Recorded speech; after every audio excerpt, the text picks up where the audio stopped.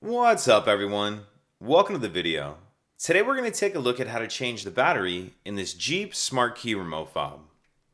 This Jeep key fob is going to use replacement battery CR2032, and I'll put a link in the description box of this video to where you can purchase these batteries if you're in need. The other thing I'm going to be using to do this is a flathead screwdriver.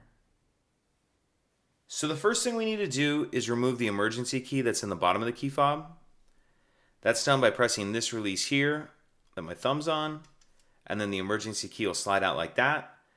We can just set that to the side for now.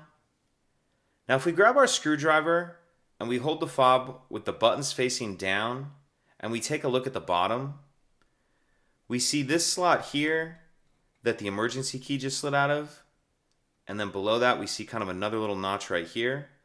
What I'm going to do is put my flathead screwdriver in that notch, and then I'm just going to twist it like this, like I'm opening a lock with a key.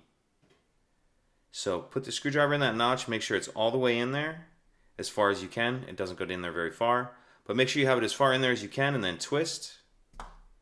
As you do that, it pops the shell apart a little bit. We can go ahead and pull it the rest of the way apart. Then if we look in the back half of the shell, we see our battery right here.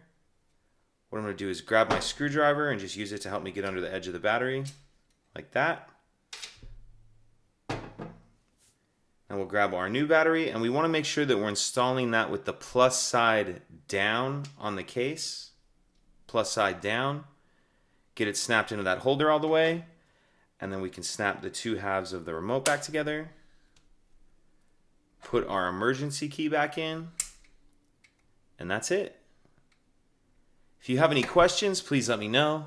If you could take a second to like and subscribe, it helps us out, and I'd appreciate it. Thank you.